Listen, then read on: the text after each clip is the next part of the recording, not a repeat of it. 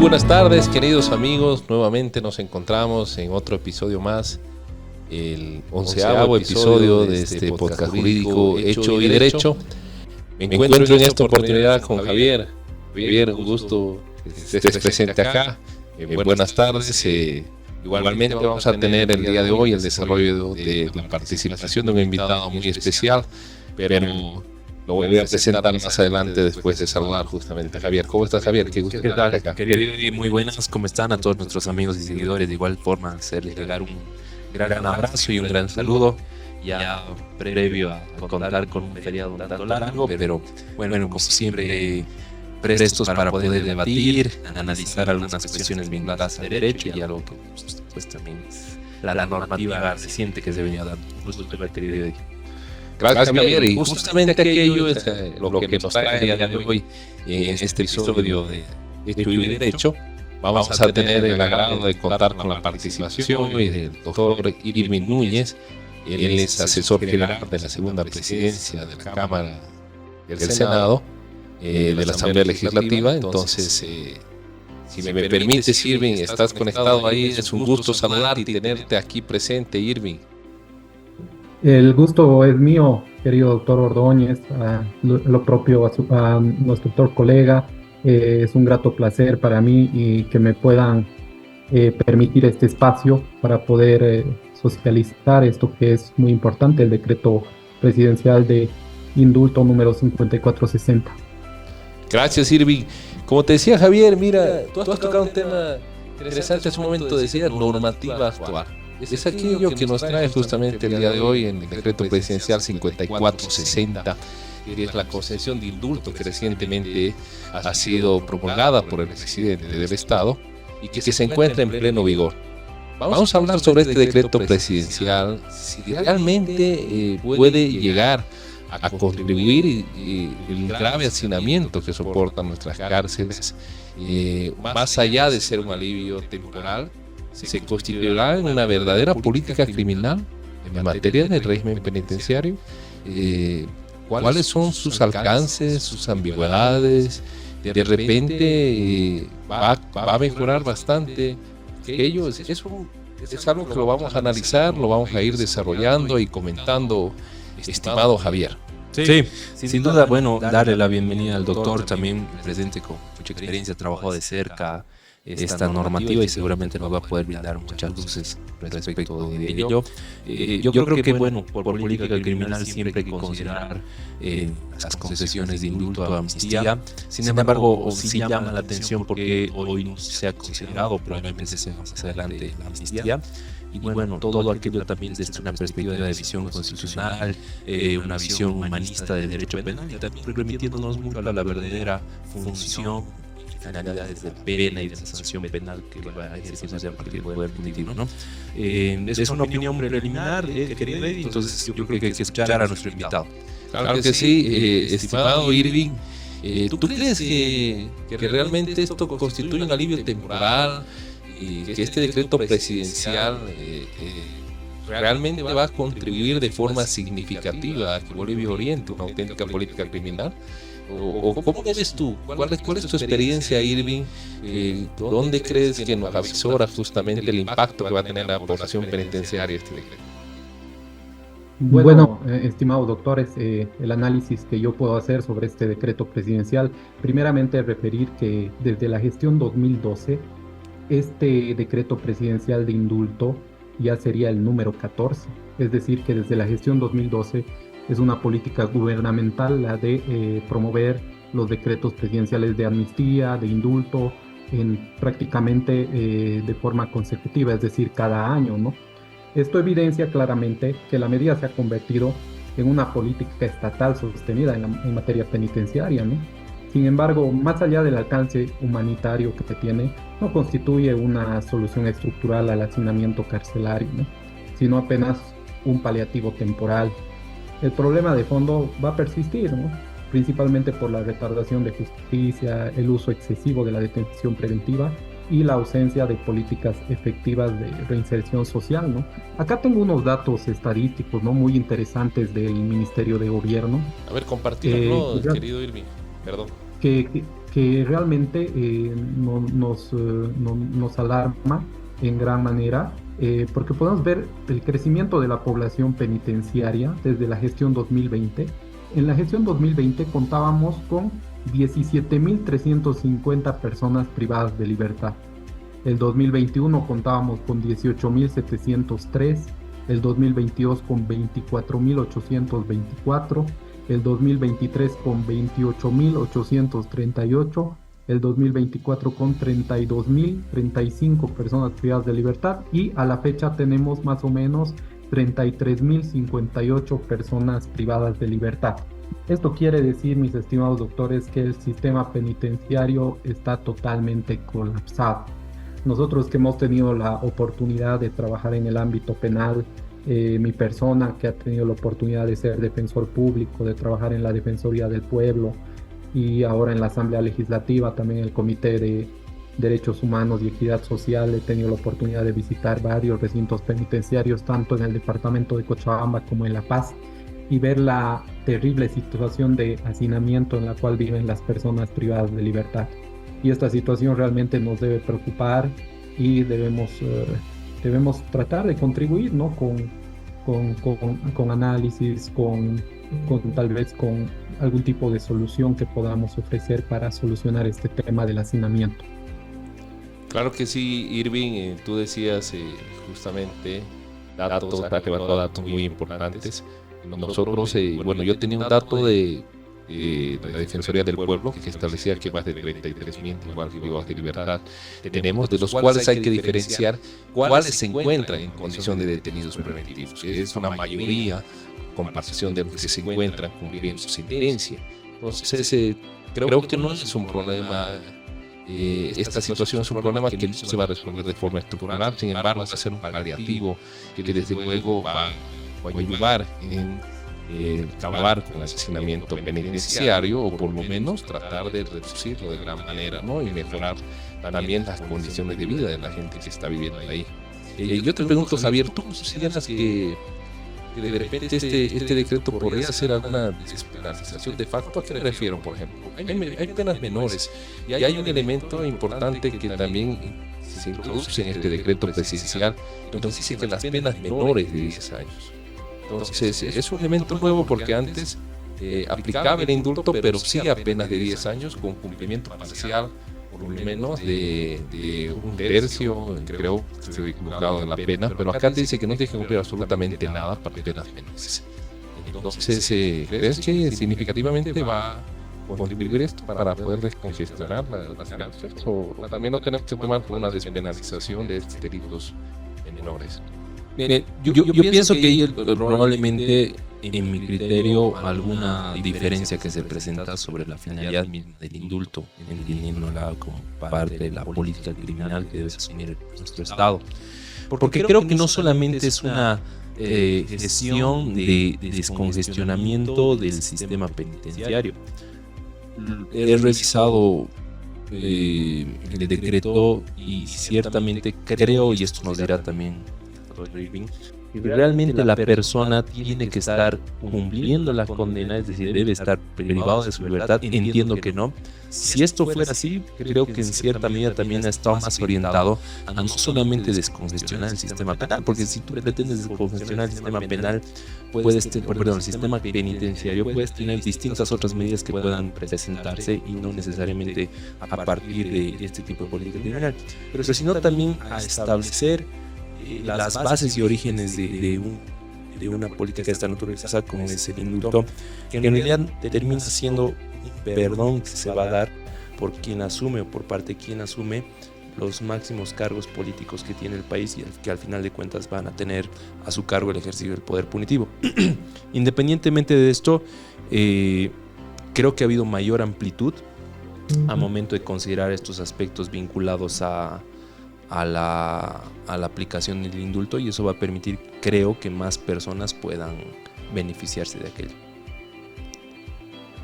Irving, ¿será que nos puedes aclarar tú que lo manejas muy bien esta norma, lo que decía Javier, ingresan también a ser beneficiados de este decreto presidencial de indulto, aquellos que no están detenidos tal vez, pero que en vigencia del decreto se generen algunos procesos o sentencias por delitos también de penas menores de 10 años? Bueno, son ambas preguntas bastante interesantes. Primero, respondiendo más o menos a la de usted, querido doctor Ordóñez, el tema de los datos estadísticos que se manejan en cuanto a los detenidos preventivos y sentenciados también es importante revisarlo, ¿no? Como había indicado anteriormente, actualmente contamos con aproximadamente 33.058 personas privadas de libertad en todos los establecimientos penitenciarios de Bolivia, ¿no? De los cuales hasta julio del 2025 el 55.90 son detenidos preventivos y el 44.10 son personas con sentencia condenatoria ejecutoriada, ¿no? Es también un dato que debe alarmarnos y ahí se evidencia realmente que existe mucha retardación de justicia en los tribunales, ¿no?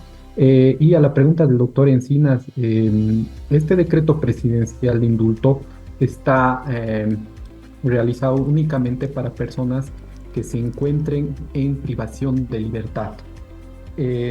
Porque uno de los requisitos, si nos podemos revisar, es el certificado de permanencia y conducta emitido por el director del recinto penitenciario, ¿no? Lo distinto, digamos, y lo abierto que podría ser o que es este decreto presidencial de indulto, es que de este decreto presidencial de indulto se van a poder beneficiar las personas privadas de libertad que cuenten con sentencia condenatoria ejecutoriada o la obtengan durante la vigencia del decreto. Es decir, tienen un año las personas que están con detención preventiva y pueden ser susceptibles a acogerse a este beneficio, tienen un año para tramitar, en este caso sería el procedimiento abreviado, si correspondiera, si es que no estuvieran dentro de las exclusiones del mismo decreto presidencial, ¿no? Pero un requisito indispensable es que la persona esté privada de libertad. Irving, a lo que decía justamente, ¿no? O sea, evidentemente tiene que estar privada de libertad esa persona para que cumpla la finalidad justamente este indulto, de que es lograr de alguna manera el hacinamiento penitenciario bastante elevado, ir disminuyendo. Sin embargo, yo veo que a comparación de otra intención que hubo hace algunos años, este decreto presidencial introduce lo que es la categoría de los delitos del 1008 en materia de tráfico de drogas, transporte de drogas o alguna otra tipología, pero vinculada a la ley 1008. Y en otros decretos anteriores, no sé si recuerdas, Irving, Javier, había una intención también hace algún par de años atrás de aprobar un indulto, pero no contemplaba justamente los delitos vinculados a la ley 1008. Entonces, hoy entiendo que este decreto lo introduce dentro de las categorías también de los beneficiarios, pero ¿qué cambia aquí? O sea, yo me pregunto, ¿habrá algún estudio tal vez dentro de las comisiones que han trabajado este decreto para determinar si la gran cantidad justamente de aquellas personas que tienen sentencia también son por delitos vinculados al tráfico de droga, ¿no? Y también habría que ver algo, por lo menos dentro de la experiencia del ejercicio de la profesión, hemos ido viendo de que la gran mayoría de las personas que se encuentran detenidas o han sido privadas de libertad por delitos vinculados a la ley 1008 son personas de sectores altamente vulnerables. Es decir, nuestro sistema de justicia no va justamente a castigar a esos grandes peces gordos de narcotráfico, sino también a aquellas otras personas que son instrumentalizadas para poder transportar sustancias controladas. Esos datos, Javier, no sé si recuerdas, ¿no te llama la atención tal vez? Sí, Claro. bastante. Perdón. Perdón, siga, doctor. Siga. Yo opino de que el hecho de que se haya incorporado a este sector o a esta clasificación de los delitos de la ley 1008, personalmente creo que lo veo con buenos ojos, porque como dices, Eddie, en la práctica una gran cantidad de personas que se encuentran cumpliendo condenas son personas, como dices, de sectores vulnerables y que lamentablemente por distintas circunstancias han estado vinculadas en la comisión de delitos de esta naturaleza. Y es que el delito de narcotráfico o los delitos vinculados al narcotráfico en todo momento buscan pues a los sectores más vulnerables para poder hacerlos parte de estas organizaciones, de estas estructuras criminales, ¿no? Y bueno, normalmente la gente pobre es la que termina siendo puesta en primera línea y la que muchas veces las agencias estatales van a apuntar hacia ellos sin que, como dices, quienes se encuentran a cargo de estas organizaciones criminales terminen teniendo alguna consecuencia mínima, ¿no? Entonces veo con buenos ojos y que al final de cuentas es importante brindar una segunda oportunidad a estas personas para que puedan ser restablecidas y resocializadas como corresponde en la sociedad. Es mi opinión, querido Eddie. Correcto, Javier, coincidimos mucho. Y Irving, ¿qué te parece aquello que te mencionaba? Sí, estimados doctores, en anteriores versiones de los decretos presidenciales de indulto no estaban contemplados los delitos de 2008, en algunos, ¿no? En otros sí. En este es bastante interesante porque prevé que pueden ser beneficiadas las personas que tengan penas no mayores a 10 años, ¿no? Por delitos tipificados en la ley 1008, es decir, estarían ingresando las personas privadas de libertad que están siendo procesadas por delitos de suministro o transporte de sustancias controladas y no así los que estén por tráfico de sustancias controladas, que son los denominados peces gordos, ¿no? Entonces esta ley favorecería a los también denominados dragones o respectivamente mulas, como alguna vez se los ha llamado, ¿no?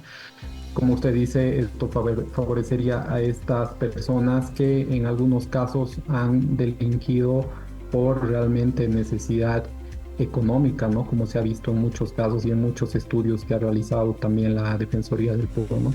Es importante que entren estas personas por delitos de la Ley 1008 porque la Ley 1008, según los datos estadísticos, contempla un 14 o 15%, si mal no recuerdo, de la población penitenciaria, ¿no?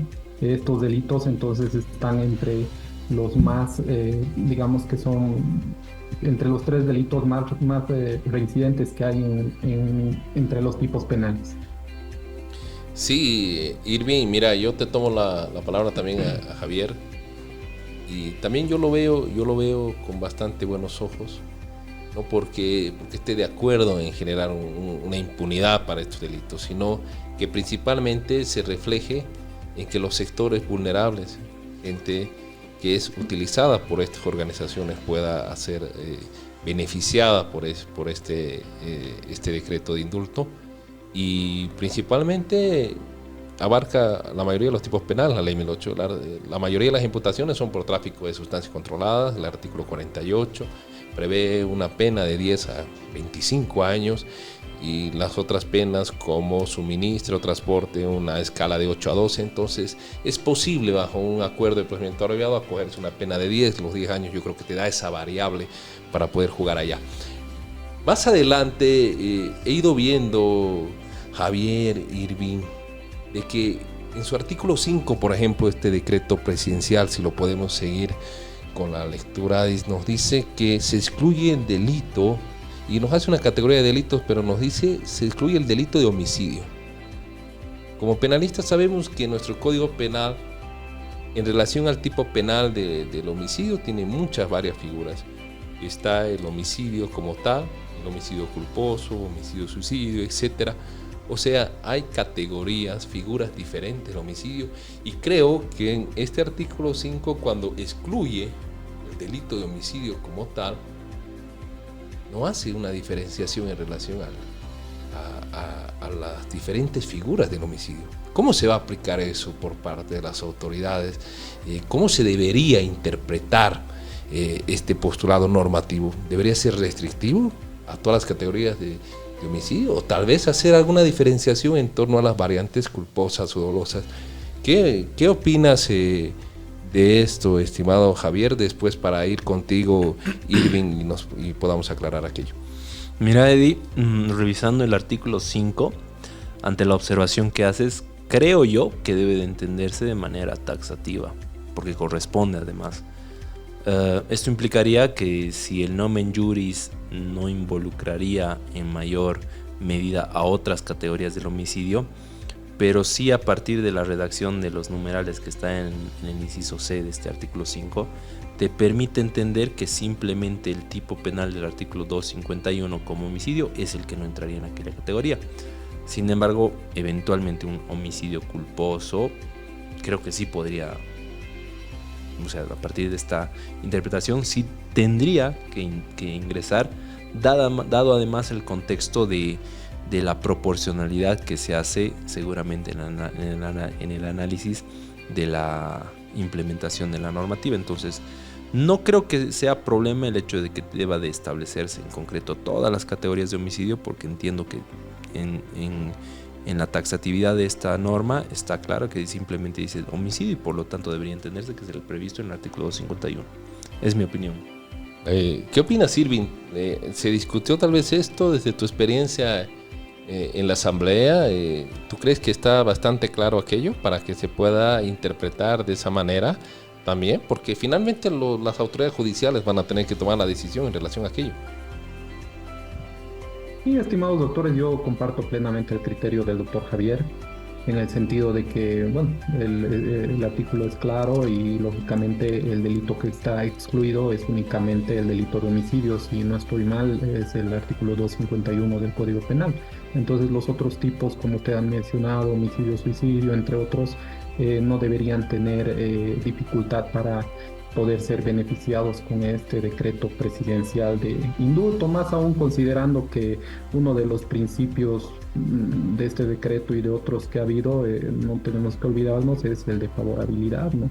Entonces, bajo ese principio, no tendrían por qué las autoridades jurisdiccionales oponerse a que ingresen otros tipos penales que no estén dentro de las exclusiones, es decir, mencionados específicamente. Bueno, perdón, Javier. Sí, yo tengo una pregunta porque quiero tal vez verlo de una manera más operativa.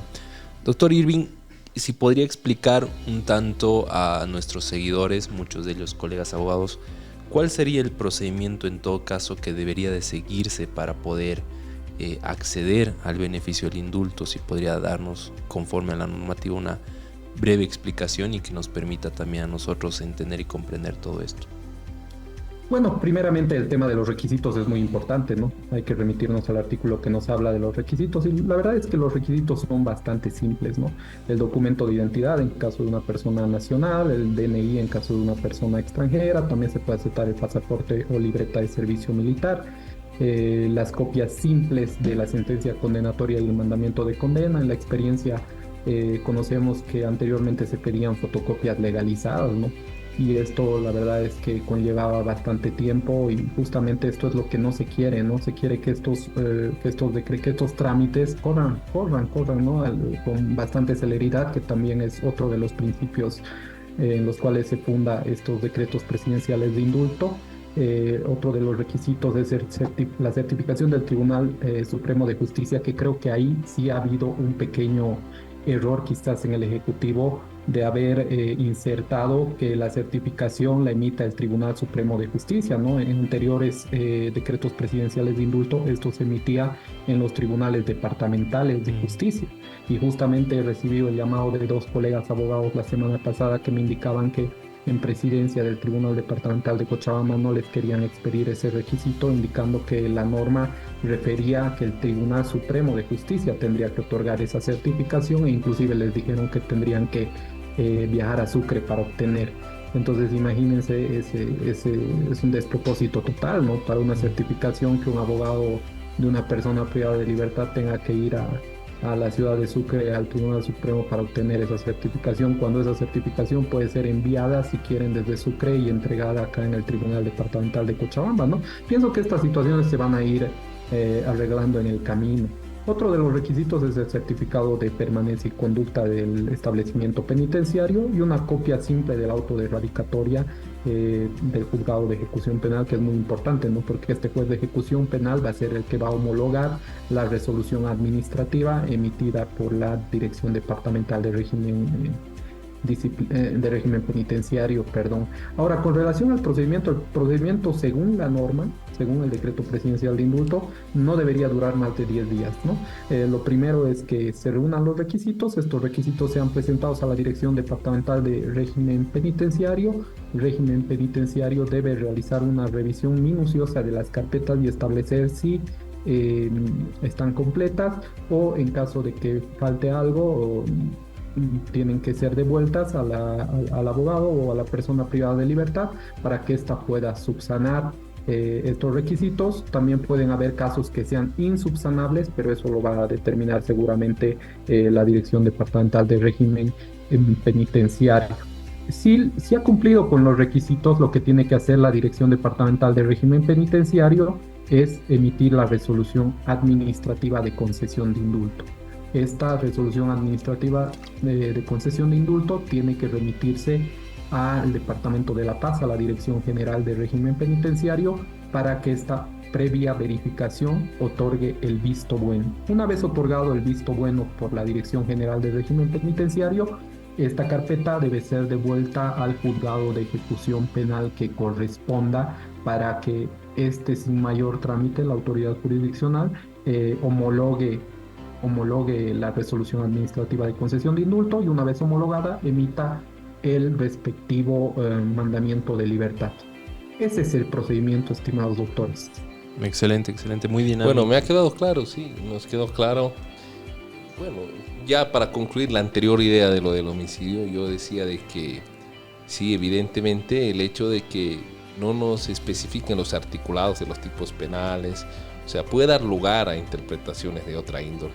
Y les digo esto porque yo tuve una experiencia con el anterior indulto hace varios años atrás, donde se ha negado, había una resolución administrativa y la resolución nos dio procedente el indulto, pero se negó posteriormente la homologación por parte de la autoridad jurisdiccional, el juez de ejecución penal. El decreto como tal no prevé un régimen de impugnación o de apelación se pueda realizar a la determinación asumida por la autoridad jurisdiccional en el caso de una negativa, de homologación. Y si no establece así, ¿qué pasaría en estos casos? ¿Qué llegaría a pasar? ¿Tuviera que ingresar necesariamente a competencia de un tribunal de alzada? No sé si estos aspectos de repente están contemplados o es que se podrían de alguna manera generar estos supuestos, y en qué quedaría estas personas si el principio de todo este decreto presidencial es la celeridad en todos los procesos y los pasos administrativos para su concesión. ¿Tú crees, Javier, que en ese aspecto debería crearse un régimen, establecerse una vía expedita que pueda revisar como una impugnación a esta determinación que vaya a negar por parte de la autoridad jurisdiccional alguna homologación, en este caso de la concesión de indulto? Bueno, si aplicamos en la previsión del artículo 180, asumiendo que todas las resoluciones en vía jurisdiccional son impugnables, habría aquella posibilidad, ¿no? Sin embargo, bueno, dependerá mucho también la estrategia que se plantee en ese momento, porque si en realidad no ha sido homologada por algún cuestionamiento de algún requisito que pueda estar cuestionado, no sé si es mejor corregir el requisito, subsanarlo y tratar nuevamente con el trámite, o realmente en la vía de impugnación, si es insubsanable, pretender la revocatoria de aquella resolución. Irving, yo te decía y te preguntaba igualmente que a Javier, bueno, Javier ya nos dio su opinión, en los casos y supuestos en los que se pueda dar de repente una interpretación muy restrictiva del decreto presidencial, digamos que es el caso del homicidio.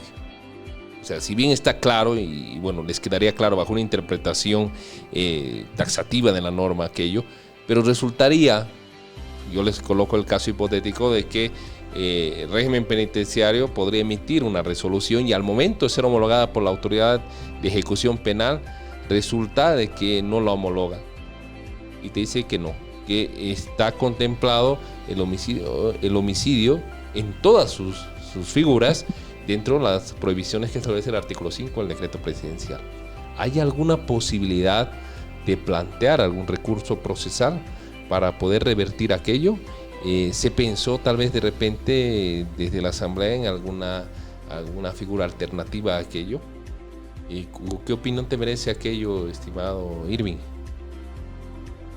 En realidad creo que ese es un vacío que debió haberse trabajado hace mucho tiempo. Pero en el caso de estos decretos presidenciales de indulto, vienen del Ejecutivo, ¿no? y en muy pocas oportunidades son modificados. Pero en sí también comparto el criterio del doctor Encinas en el sentido de que toda resolución es apelable, ¿no? Entonces uno tendría como abogado que presentar una apelación incidental, ¿no? Lo preocupante son los tiempos, ¿no? Esto contradeciría lo referido al principio de celeridad, ¿no? Porque, bueno, creo que han pasado ya varios de estos casos y yo en la experiencia también he tenido esta misma problemática. Estos casos tendrían que resolverse por el Tribunal de Alzada a la brevedad posible, ¿no? Tendrían que anteponerse a otros por tratarse de este decreto presidencial de indulto. Pero en la práctica sí ha habido varios casos en ese sentido que no debería haberlo, ¿no? Porque la norma es clara, ¿no? Ahora es un tema también discrecional de los jueces, pero los jueces deberían basarse en este caso, pienso yo, en la letra muerta, ¿no? En el caso del homicidio, si solo te señala el tipo penal de homicidio previsto en el 251 del Código Penal, únicamente debería estar excluido ese. No debería haber otro tipo de interpretación antojadiza, digámoslo así, de los jueces de ejecución penal. Ese es mi criterio, doctores. Bueno, yo, ¿qué te puedo decir? Mira, por lo menos yo tuve esa experiencia anteriormente, hace algunos años atrás. Interpuse, como dijo Javier, la apelación por el artículo 180 de la Constitución, la garantía de la doble instancia, de la impugnación, una determinación judicial. Y bueno, fue una lucha titánica en la sala para que lo puedan resolver con un carácter de urgencia y de darle esa prioridad y esa celeridad que ha sido el espíritu justamente de este decreto presidencial. Pero yo creo que estos vacíos normativos que podría existir en la norma se podrían haber subsanado. Desde luego se habría una mayor coordinación, entiendo, desde el Ejecutivo, que es donde ha emergido justamente la redacción de la técnica legislativa para poder plasmarlo en el decreto presidencial, con todas las instancias que finalmente se involucran en la participación de este decreto presidencial. Es decir, Ministerios de Justicia, tribunales departamentales. Yo tomo también esa observación que tú decías respecto a la certificación del Tribunal Supremo, Tribunal Departamental. O sea, son detalles normativos, pero que al momento ya de la implementación a la gente le genera un trámite engorrosísimo, violenta el principio de celeridad procesal y finalmente en algunos casos no llega a efectivizarse y materializarse este indulto pese a contar con todos los requisitos. Son detalles que seguramente van a irse mejorando en el tiempo y son observaciones que tal vez bueno, en mi percepción llegarían a contribuir en mejor medida a una correcta aplicación de este decreto presidencial. Bueno, ya yendo a otro aspecto ya para ir concluyendo, Javier, hemos ido viendo que involucra un gran margen de personas que están privadas de libertad que podrían ser beneficiadas con este decreto presidencial.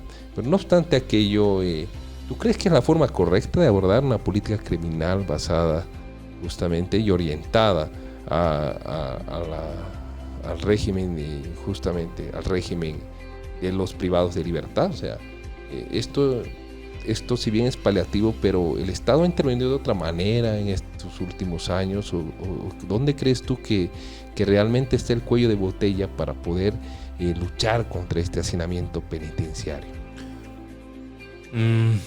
Mira que es una pregunta que la reflexiono mucho, bueno, en relación a la respuesta. Y esto lo voy a hablar desde el marco de no especificar o fijar una visión en un partido político solamente. Yo estoy absolutamente convencido de que la política criminal vinculada al régimen penitenciario nunca ha sido de prioridad de ningún gobierno, jamás. Y esto conlleva que nuestras cárceles no sean otra cosa que verdaderos depósitos de seres humanos, pese a los esfuerzos que hay de quienes realmente trabajan con los privados de libertad. El régimen penitenciario hace un trabajo titánico en nuestras cárceles, porque al final dependen también de la asignación de recursos que se les da, ¿no? Y bueno, los resultados no son otros que el hecho de materializar y verificar que personas que salen de nuestras cárceles con cumplimiento de condenas o con este tipo de beneficios que se dan, indultos, amnistías, lamentablemente también muchas veces puede ocurrir que terminan volviendo porque ya existe una percepción social de nuestros privados de libertad que es algo muy, muy grave, ¿no? El contratar a una persona con antecedentes penales, el reconstruir su familia después de que una persona haya estado privada de libertad, son cuestiones muy complejas que no las abordamos de manera adecuada, porque si bien este tipo de políticas permiten que la persona recobre su libertad, pero muy difícilmente recobran su vida, ¿no? Y eso conlleva que puedan nuevamente de manera muy fácil y sean vulnerables a la comisión de otros delitos en su vida. Sin embargo, de aquello son políticas que hay que aplaudir, por supuesto. Hay que verificar también la forma en la que esto no involucre o que la gente entienda que esto no es impunidad, porque tampoco es que no existe reparación del daño civil, por ejemplo, ¿no? El indulto no omite, creo, aquella circunstancia. El doctor Irving nos podrá aclarar de mejor manera, pero hay que trabajar no solamente con posterioridad al delito, a la comisión de hechos delictivos, sino esencialmente antes de la comisión del delito. Y lo cierto es que antes de la comisión del delito hay muy poco desarrollo de política criminal para la prevención del delito, y esto genera de que los grados de criminalidad sean muy altos en nuestro país y en toda la región, y creer que el único resultado del ejercicio de un derecho al acceso a la justicia por parte de las víctimas realmente es cárcel, y creo que no funciona aquello. Entonces hay que verificar aspectos primero vinculados a la asignación de recursos necesarios para administración de justicia, prevención, régimen penitenciario, y sumado a todo ello también tener buenos abogados, buenos jueces, buenos fiscales, buenos policías asignados a materia investigativa, y que esto permita reducir el error judicial fundamentalmente. Es una opinión que tengo y bueno, esperemos que haya mejoras en el transcurso del tiempo. Gracias, Javier. Irving, te traslado la palabra. Bueno, a mi criterio hay que trabajar mucho en prevención, ¿no? Es muy importante la prevención. Hay que prevenir los delitos es un tema estructural, pienso yo, ¿no? Hay que prevenir los delitos desde la educación, ¿no? Otro aspecto que yo veo que puede ser un cuello de botella, y estoy seguro que ha habido estudios que lo han determinado, es que los jueces de instrucción penal cautelar usan de manera excesiva la detención preventiva, cuando podrían imponer otras medidas menos gravosas y coadyuvar a que los recintos penitenciarios no estén tan hacinados como lo están ahora, ¿no? Yo también entiendo que esta política penitenciaria de los decretos presidenciales de indulto, como lo dije al inicio, es un paliativo simplemente, ¿no? Y no sé si será utilizado en el futuro por el nuevo gobierno, ¿no? Eso es lo que tendríamos que ver, cuál va a ser la nueva política orientada por el nuevo gobierno. Es verdad que en estos últimos años, y creo que desde siempre hemos visto que al gobierno no le interesa invertir en personas privadas de libertad, en recintos penitenciarios, o sea, no es una prioridad. Entonces hay que trabajar mucho, pero pienso que es un problema estructural, y bueno, todos tenemos la obligación de coadyuvar en esto desde donde nos toque estar, ¿no? En su momento yo estuve muy inmiscuido en el tema penitenciario, ahora estoy un poco lejos, pero seguramente en algún momento podré volver a esta temática que tanto me gusta y que me apasiona, y coadyuvar también con soluciones prácticas para ayudar, ¿no? a este sector tan vulnerable de la sociedad. Gracias, Irving. Yo también, antes de darles mi opinión, yo quisiera trasladarte la consulta justamente que hizo Javier en relación a la oportunidad que tuvieran las víctimas, en este caso, de alguna comisión de algún delito que ha sido indultado, de acceder a una reparación en la vía de reparación de daños. ¿Esta ley de indulto prevé aquella posibilidad? ¿O será de repente algún vacío que tú has podido percibir, de este decreto presidencial de indulto? No, en realidad el decreto presidencial de indulto expresa de forma clara que el indulto no exime de la responsabilidad civil, no la extingue, ni el pago de multas o costas procesales. Entonces, esa es una garantía también para las víctimas de que de alguna forma no se favorezca la impunidad, ¿no? Se tiene que resarcir la responsabilidad civil y se tiene que pagar las costas y las multas procesales que correspondan. Correcto, gracias Irving. Bueno, ya yendo al tema de la política criminal en materia de régimen penitenciario, yo pienso que una auténtica política criminal tiene que ser estructural, tiene que haber reformas, no solo normativas, sino también tiene que haber implementación de ciertas circunstancias que hagan que los privados de libertad no solamente estén separados en un régimen como la ley exige, ¿no? O sea, detenidos preventivos, un régimen aislado de los condenados, pero en la práctica ello no existe, sino que también se tienen que buscar mecanismos alternativos para que no se haga un uso totalmente indiscriminado de la detención preventiva.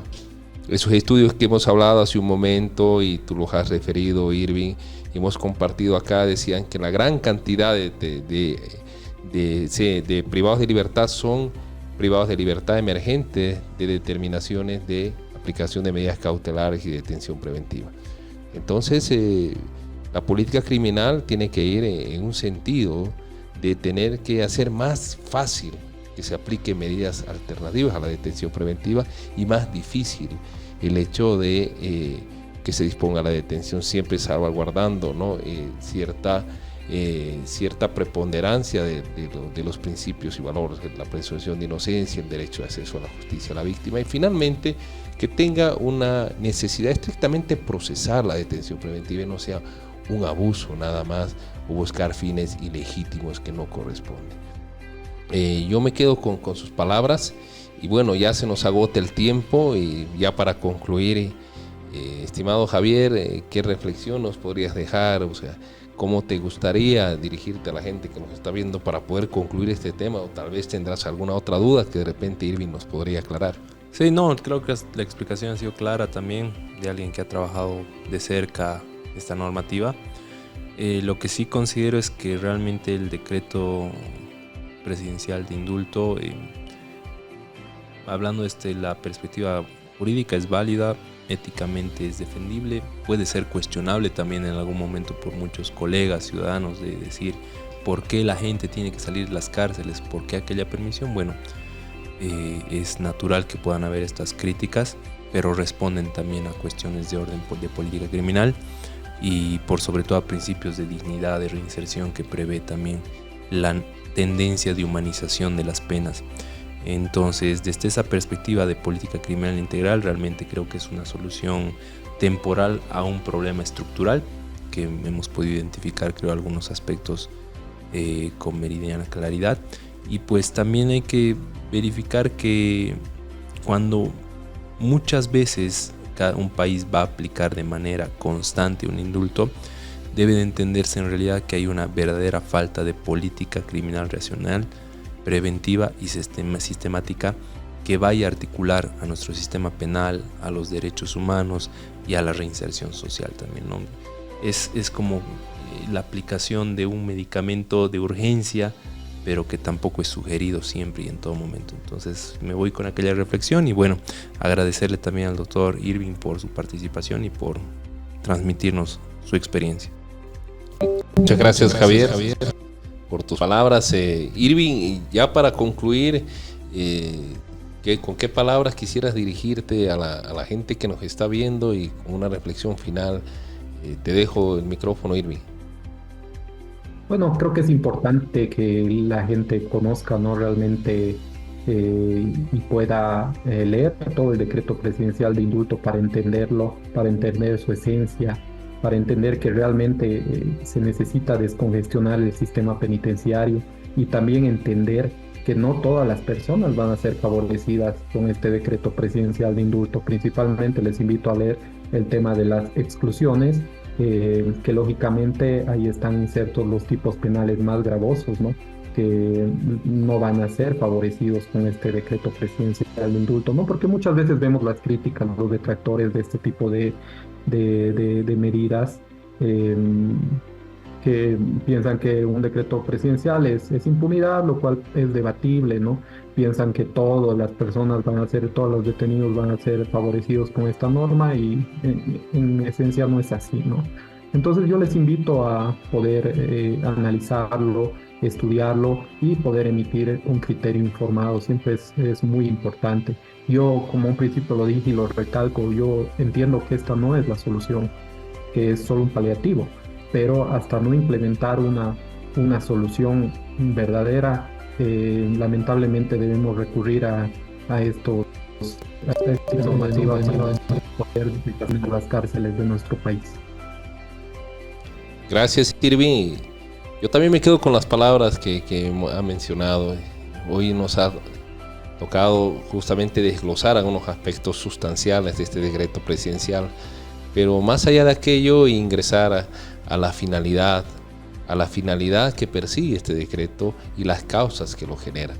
Yo coincido mucho con lo que dice Javier. Esto es un remedio únicamente de gestión penitenciaria que nos va a permitir aliviar un poco el excesivo hacinamiento en las cárceles, pero no es una auténtica política criminal y no puede aplicarse como se ha ido aplicando años y años anteriores, como si fuera una política criminal totalmente estructural, cuando ha sido de emergencia únicamente estos decretos para ir haciendo un paliativo a una excesiva punición, por ejemplo, de conductas criminales y un abuso en muchos casos de la detención preventiva.